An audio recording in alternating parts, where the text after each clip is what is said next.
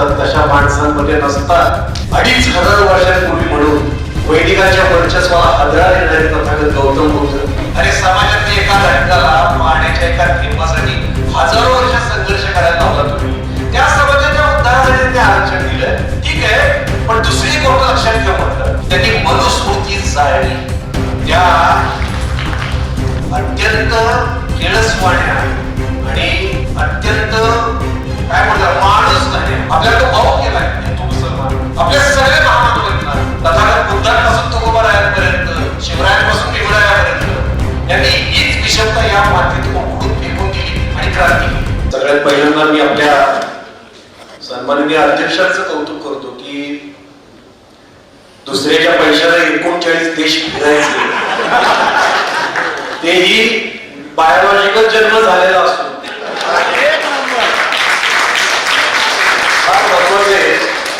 बऱ्याच जणांनी आता भिक्षा मागायला सुरुवात केली, कारण आपण 35 साल भिक्षा मागितल्यानंतर असं फिरायला मिळतं, पण 35 वर्ष ज्ञान मिळाल्यानंतर सुद्धा असं फुकट फिरता येईल.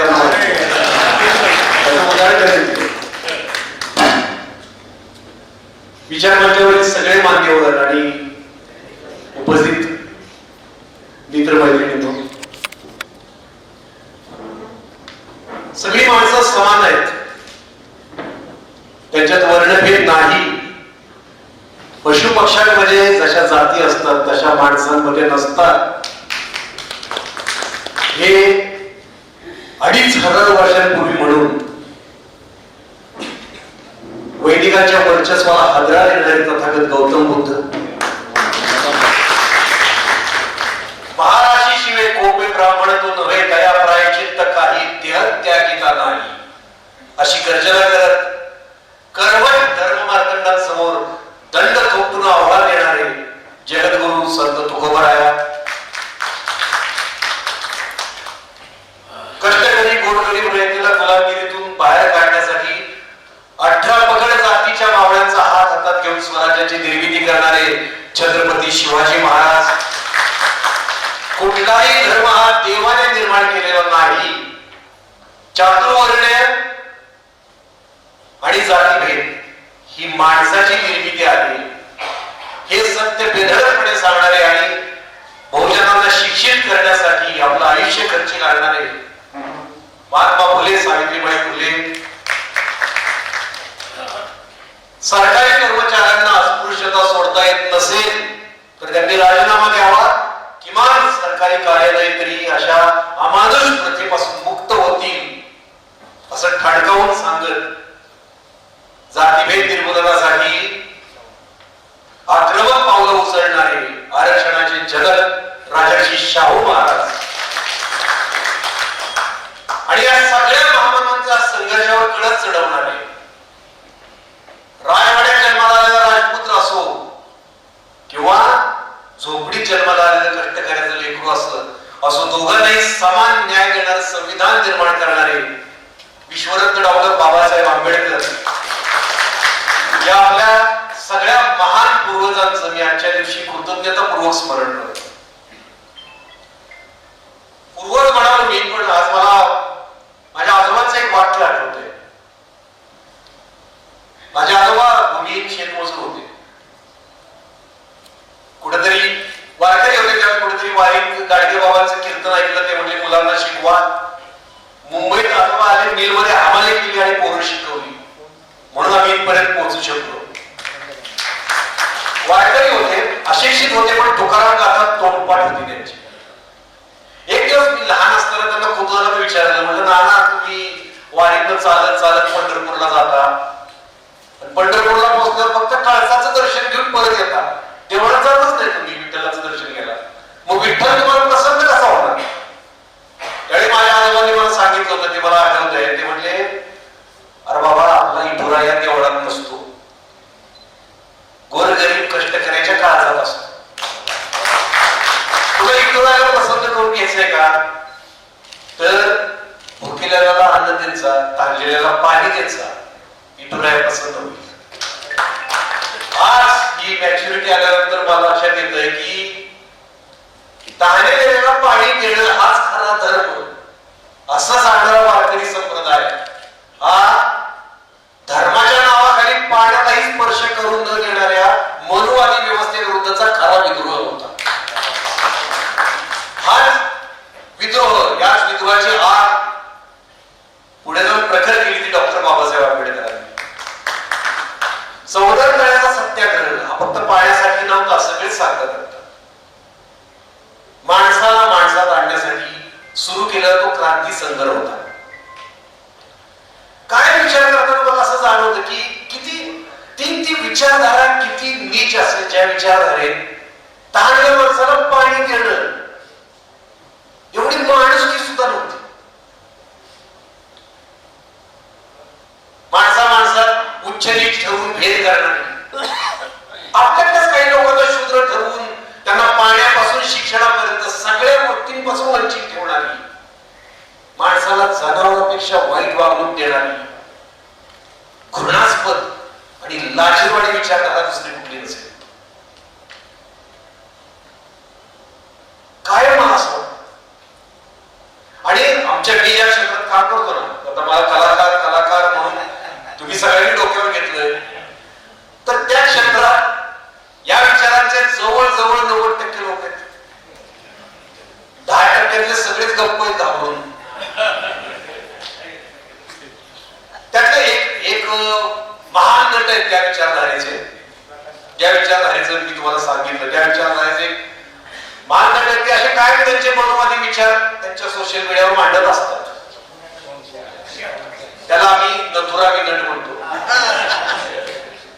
ठीक आहे ना, नट म्हणून चांगला असेल, पण ही विचारधारा मी तुम्हाला सांगतो फक्त त्याचं एक उदाहरण देतो की त्याची मुलगी पायलट झाली. चांगली आनंदाची गोष्ट आहे, मुलगी पायलट झाली.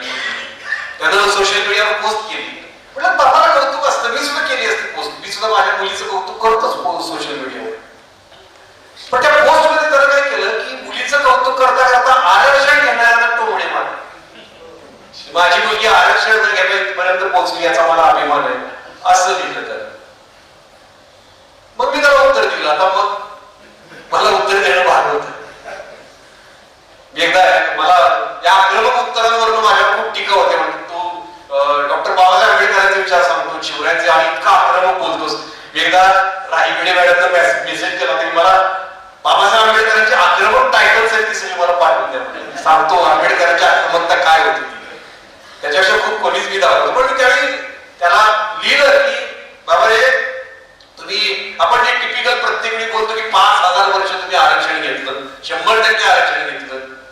अरे समाजाच्या एका घटकाला पाण्याच्या एका थेंबासाठी हजारो वर्ष संघर्ष करायला लावला तुम्ही. त्या समाजाच्या उद्धारासाठी ते आरक्षण दिलं, ठीक आहे. पण दुसरी गोष्ट लक्षात ठेव म्हटलं की त्यांनी मनुस्मृती जाळली. त्या अत्यंत केळसवाण्या आणि अत्यंत काय म्हणतात माणूस गाण्या, त्या माणूस गाण्या पुस्तकाची राखराखोळी जर बाबासाहेबांनी केली नसती तर तुझी मुलगी पायलट झाली. कारण मनुस्मृतीनुसार शूद्रांपेक्षा वाईट वागणूक स्त्रियांना नाही. आता तो जो नट आहे किंवा मी आहे, असा जो आमच्यातला संघर्ष आहे आमच्या क्षेत्रातला, तो प्रातिनिधिक आहे. तो या भूमीतला मूळ संघर्ष. या भूमीतला मूळ संघर्ष हिंदू मुसलमान नाही. या भूमीतला मूळ संघर्ष ब्राह्मण्यवाद विरुद्ध बहुजनवाद आहे, समता विरुद्ध विषमता आहे. आपल्याला तो भाऊ केलाय हिंदू मुसलमान. आपल्या सगळे महामानवांना तथागत बुद्धांपासून तुकोबारायांपर्यंत, शिवरायांपासून भीमरायांपर्यंत यांनी हीच विषमता या मातीतून उकडून फेकून दिली आणि क्रांती केली. पण काय आहे की हे जे विषारी साप आहेत ना मनुवादी, हे प्रत्येक क्रांतीनंतर बिळात लपून बसतात, संधीची वाट बघतात. संधी मिळाली की बिळात बाहेर दंश करतात, सगळं वातावरण विषारी करून टाकतात. त्याला प्रतिक्रांती म्हणतो आपण. ही प्रतिक्रांती होते. म्हणून बाबासाहेब म्हणतात की आपला इतिहास हा क्रांती आणि प्रतिक्रांतीचा इतिहास आहे. छत्रपती शिवाजी महाराज या आपल्या महामानवांना, या मनुवादी व्यवस्थेनं मुस्लिम द्वेष्टा असं हत्यार म्हणून वापरलं. खरं तर छत्रपती शिवाजी महाराजांनी कुठल्याही धर्माचा कुठल्याही जातीचा द्वेष केलाच नाही, कधीच केला नाही. मला एक म्हणाल 18 पगड जाती होत्या त्यांच्यावर. रामोशाचा बहिरी नाही होता, नागाचा शिवा काशीत होता, महाराजा नागनाथ खंड होता, मांगाचा येलाजी गोठे होता, कुणब्याचा तानाजी माणूस रे कायस्थाचा बाजी प्रभू देशपांडे. 18 पगड जाती त्यांनी एकत्र घेतल्या आणि मधुवाली व्यवस्थेला लाट मारली. चातुर्वर्ण्य नाकारा दिली त्यांनी, सोबत घेतल्या 18 पगड जाती. मनुस्मृतीतली सिंधुवंती नाकारून त्यांनी या भूमीतलं पहिला आरमार वर सिंधुदुर्ग. मधुवाल्यांचा विरोध डावलून राज्याभिषेक करून घेतला आणि धर्मसत्ता ताब्यात घेतली. मी आता एक शो करतोय ना, किरण माने शो, स्टोरी शिवराज्याभिषेकाची. सगळीकडे महाराष्ट्रात असतोय. मुंबईत येईन त्यात नक्की बघायला या तुम्ही. छत्रपती शिवाजी महाराजांच्या राज्याभिषेकाला या लोकांनी कसा विरोध केला ते पुराव्यांसहित मांडले. राज्याभिषेक का करायचा होता त्यांना, का करून घेतला, आणि राज्याभिषेकानंतर धर्मसत्ता आवाक्यात आल्यानंतर त्यांनी काय काय निर्णय घेतले हे सगळं मी त्यातून सांगितलंय. धर्मसत्ता ताब्यात घेणारं पहिलं शूद्राचं पोर होतं. त्यांनी काय काय केलं ते विस्ताराने त्यांनी सांगितलंय.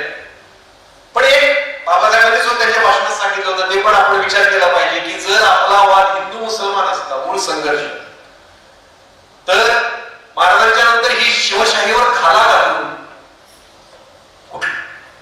काय आलं, पेशवाई आली. जर हिंदू मुस्लिम वाद असतं मोगलाई आली असती. पेशवाई का आली याचा आपण आपल्या धडावर आपलं डोकं ठेवून विचार करायचा. मग महाराजांनी ज्या 18 पगड जातींच्या हातात तलवारी दिल्या होत्या, ढाली दिल्या होत्या, आपल्या गड किल्ल्याच्या रक्षणाची जबाबदारी दिली होती, त्यांच्या पुढच्या पिढ्यांच्या कमरेला खराटा आला, गळ्यात मडकं आलं, पुन्हा विषाक्त आली, प्रतिक्रांती झाली. मग बाबासाहेबांनी आधुनिक काळात पुन्हा क्रांती केली, संविधान आणलं, सगळी माणसं समान केली. आता आपण आत्ताच्या काळात येऊया की बाबा शिवशाहू फुले आंबेडकरी विचार अंगी बांधलेले त्या विचारांचे वारसदार म्हणून आता आपण इथं जमलो सगळे आणि 14 काळच्या सत्याग्रहाची शताब्दी साजरी करतोय आपण. पण ही साजरी करत असताना आपल्या भोवती प्रतिक्रांतीचं वादळ भोगायला लागलंय. सगळ्यांना मान्य असेल. तर आता आपण या महामानवाच्या विचाराचे वारसदार म्हणून या प्रतिक्रांतीचा मुकाबला कसे करणार आहोत, त्याचा सामना कसे करणार आहोत याचा विचार आता या शताब्दी वर्षाच्या निमित्तानं आपण केला पाहिजे. आपण याचा प्रतिकार कसा करणार आहोत, काय करणार आहोत आपण. आसपास खूप घटना घडत आहेत. आता चव्हाण साहेबांनी पण सांगितल्या. मी 2-3 घटना सांगतो. अगदी आत्ता घडले. 3 वर्षांपूर्वी राजस्थानातल्या सुराणा नावाच्या गावात, एका खेडेगावात शाळेत एक पोरग होतं, इंद्रकुमार मेघवाल, दलित पोरग होतं. त्याला ताण लागली म्हणून त्यानं उच्चवर्णीयांसाठी ठेवलेल्या माठातलं पाणी प्यायलं. आणि एका उच्चवर्णीय शिक्षकाने बघितलं, शैल सिंग नावाचा तो शिक्षक होता. त्याला राग आला, त्यानं जातीवाचक शिवीगाळ करत त्या पोराला इतकी बेदम मारहाण केली की ते पोरग मृत्युमुखी पडलं. 3 वर्षांपूर्वीची घटना. पण आता अगदी मागच्या ऑगस्ट मध्ये अगदी अशी घटना घडली बाडनेर गावामध्ये. 8 वर्षाचं दलित पोरग होतं. त्याला उच्चवर्णीयांच्या माठाला स्पर्श केला. त्या पोराला झाडाला उलट टांगून मारलं, बेदम मारलं आणि त्याच्या अख्ख्या कुटुंबाला मारहाण केली. आता ऑगस्ट मध्ये आपल्या अवतीमध्ये काय घडतंय बघा. बरं ह्या झाल्या ही राजस्थान बिहार गायपट्ट्यात घडतं, आपल्याकडे नाही घडत. मग अशी सरांनी इथलं पण उदाहरण दिलं. मी आणखी एक देतो. परभणी जवळ सोनपेठ नावाचं गाव आहे. तिथे एक तरुण पोरगा अभ्यास करत होता मैदानात. तिथं उच्चवर्णीय पोरं आली. ती म्हटली, अरे तुझी लायकी हलकी वाजवायची, तुझी लायकी भडं बांधायची, तू शिकून काय करणार आहेस म्हणत त्याला बेदम मारहाण केली. आता मला सांगा की आपण अशा घटना घडतायत. मधुवाल्यांचं धाडस दिवसेंदिवस वाढत चाललंय, विषमता वाढत चालली आहे. मराठा विरुद्ध ओबीसी, ओबीसी विरुद्ध दलित अशा भिंती उघड उघड पाडल्या जात आहेत. माणसांना बळ दिलं जात आहे त्या भिंती पाडण्यासाठी.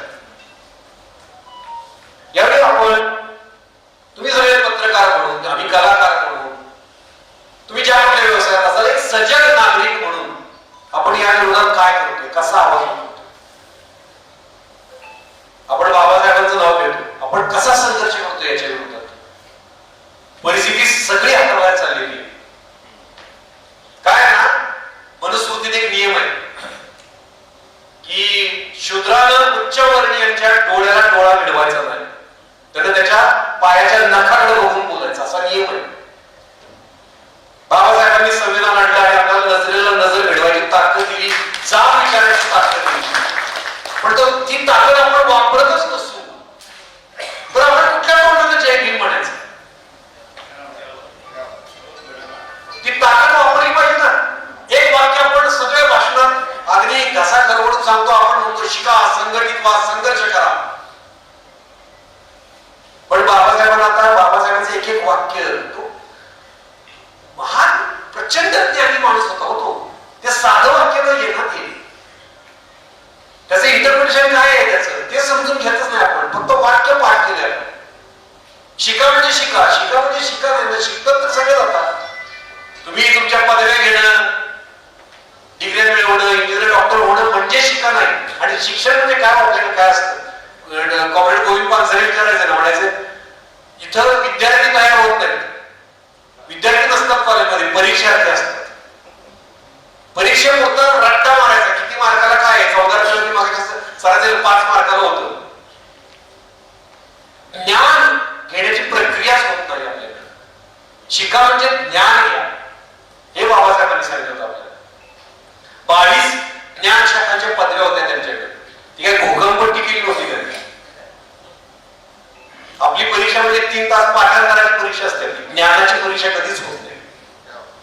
शिका म्हणजे ज्ञान घ्या. मेंदू सगळ्यात पॉवरफुल अवयव आहे माणसाकडे.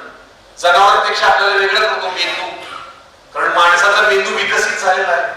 जिज्ञासू आहे, तो जाब विचारू शकतो, प्रश्न विचारू शकतो, आणखी विकसित करू शकतो. किती विकसित करू शकतो बाबासाहेबांनी दाखवून दिले आपल्याला.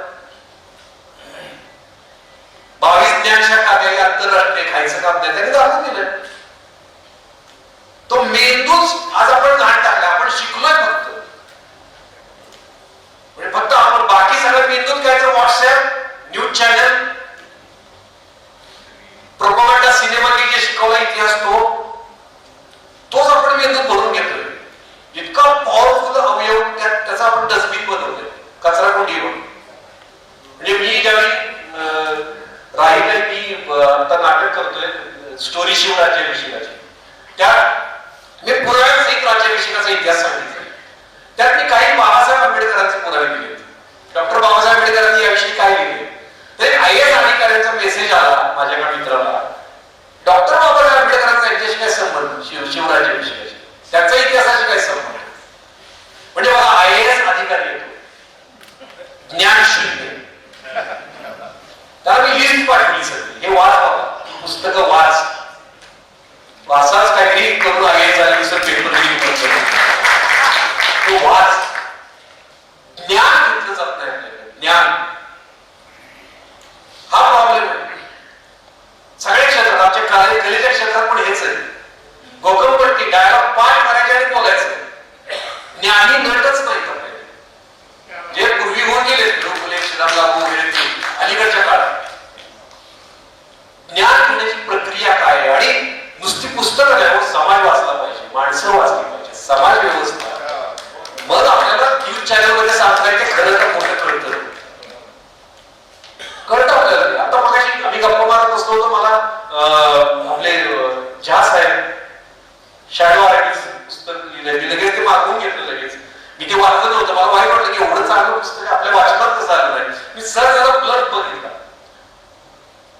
तर त्यात शॅडो आर्टिस्ट म्हणजे काय ते सांगितले त्यांनी. मी काय ते डिटेल मध्ये सांगत नाही, पण काय अशा संघटना असतात ज्या संघटनांनी आता थैथयात मांडलेला आहे, त्या संघटनेचे काही शॅडो आर्टिस्ट असतात.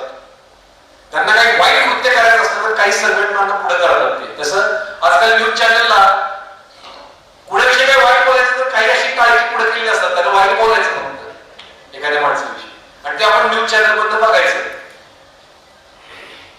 त्यांनी सांगितलं की आपण ते मेंदूत भरून घ्यायचं. प्रोपगंडा सिनेमात अक्षरशः धाडार्थ खोटा इतिहास सांगितला जातो, तो आपण मेंदूत भरून घेतो. आपण मेंदूत काय भरून घेतो? मग पहिलंच जे शिका संघटित वा संघर्षामध्ये पहिलं शिकाच आपण नीट करत नाही, नुसती वाटण्यात येतोय. आणि मग आपल्याला काही ज्या गोष्टी घडत आहेत त्याचे अर्थ लागत नाहीत, मग आपण काय करायचं, त्याच्यावर कसं व्यक्त व्हायचं ते कळत नाही. संघटित व्हा. संघटित व्हायच्या मागे काय आहे, काय त्यांना अपेक्षित होतं, कुणी संघटित व्हायचं? अन्याय ज्यांच्यावर होतोय, अन्यायग्रस्तांनी संघटित व्हायचंय ना. आपण अन्याय करणाऱ्यांच्या बरोबर युती नाही करायची, त्यांच्याबरोबर संघटन करून काय उपयोग आहे?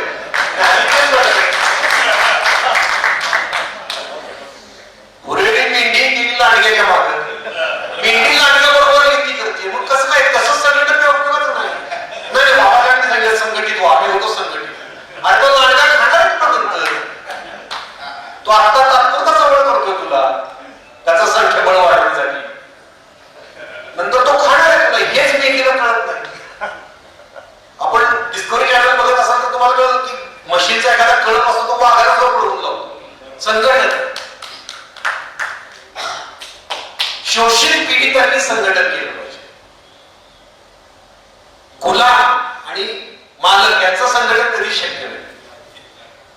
आपण ते करतो. संघटित व्हा म्हणजे काय हे समजून घेतलं पाहिजे. संघर्ष करा. संघर्ष केल्याशिवाय काहीच मिळत नाही. जब तक जीवन आहे तब तक संघर्ष आहे. आयुष्यात, आपल्या रोजच्या आयुष्यात संघर्ष आहे. रोजच्या आयुष्यात संघर्ष आहे. आम्ही अभिनेता बनण्यासाठी काम संघर्ष करतोय, तुम्ही सगळे आपापल्या आयुष्यात संघर्ष करताय. आता सामाजिक बदल जर परिवर्तन घडवून आणायचं असेल तर केवढा मोठा संघर्ष असतो. संघर्ष केल्याशिवाय मिळतच नाही ना.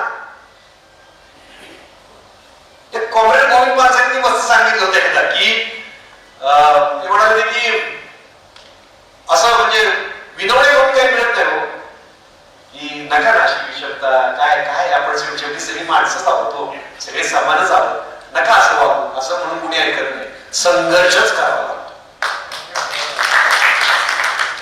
संघर्ष केल्याशिवाय काही मिळत नाही. त्या संघर्षाला आपण तयार राहिलं पाहिजे. मग ती गोष्ट जी आहे ना, शिका संघटित वा संघर्ष करा, ती आपण कृतीत आणली पाहिजे. आणि आता संघर्ष करण्याची खरंच गरज आहे. आज काळ तो ठीक आहे, आपल्या ज्या काही चुका झाल्या त्या आपण मागे टाकूया, पण आता पुढे तर केलं पाहिजे. पुढच्या पिढीसाठी आपल्याला काहीतरी केलं पाहिजे, संघर्ष केला पाहिजे. हा संघर्ष, शत्रू बलाढ्य आहे, बलवान आहे, क्रूर आहे, हिंस्त्र आहे, लढाई खूप मोठी आहे, लढूया पण. बाबासाहेबांनी काय केलं?